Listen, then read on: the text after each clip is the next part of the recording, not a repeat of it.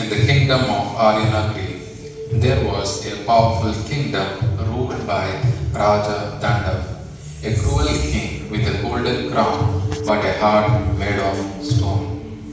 Years passed and no rain fell.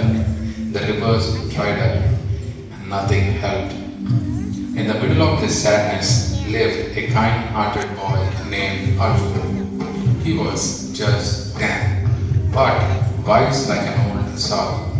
He lived with his Nani who always said, when man forgets nature, nature forgets man. And she told him stories about the Vanadevta, the guardian spirit of the forest. One night, Arjun saw a tree. A glowing people tree whispered, "Come to the forest, the answer lies there." Arjun packed a small cloth bag with roti, jaggery, and desiya and walked into the great forest of Tapovan, where no one dared to go. Rajananda came to know that a poor boy went to Tapovan. Ha, he laughed. The fool, if he finds anything, I'll steal it. But someone else heard the news too. Far away in a ruined temple deep in the jungle lived Basmasu, an evil tantric with a black turban and ash on his face. Long ago, he had tried to steal the forest's life for immortality, but the Vanadevta stopped him. Now he was waiting for someone to awaken the spirit again. Arjun wandered into Tapovan, barefoot and brave. The forest looked dark and quiet. Then the trees moved. A deer bowed to him. A lotus bloomed under his feet. And then, in front of a glowing waterfall, a tall, radiant being rose from the earth. His skin, the color of sandalwood, eyes shining like stars, hair flowing with leaves and light. He was the Varadeva, protector of balance, son of Bhoomi and Vayudev. You came with no greed, said Varadevta. Ask what you seek. Arjun folded his hands. Not for me, Devta, for my people. They are hungry, they are lost. The spirit smiled. Then let the forest help.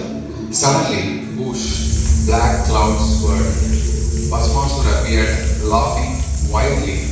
Give me your power, Vanadevta, or I will burn Tapovan to ashes. Before Vanadevta could speak, Rajadanda arrived with soldiers and swords. That boy belongs to me, and so does your magic. The forest trembled, trees cried, birds fled, but Arjun stood calmly and lit the diya from his bag. I light this not for power, he said, but for peace. The flame grew brighter until it burned Basmasu's shadow to dust.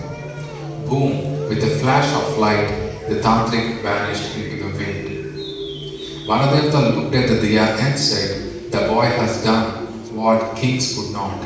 He gave without asking, loved without expecting." He raised his hand and rain poured. Sweet golden rain. Flowers bloomed instantly, rivers ran, the sky sang. Rajadanda fell to his knees crying, "I was blind with ego." Vanadevta said gently, "Even kings must bow to Dharma." Arjun returned to the village where people cheered and danced.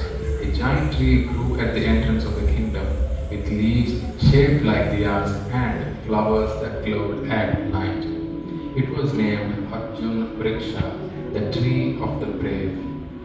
And if you ever go near Tapovan and light the diya with a kind heart, you will hear the trees whisper, "Come with love," and the forest will answer.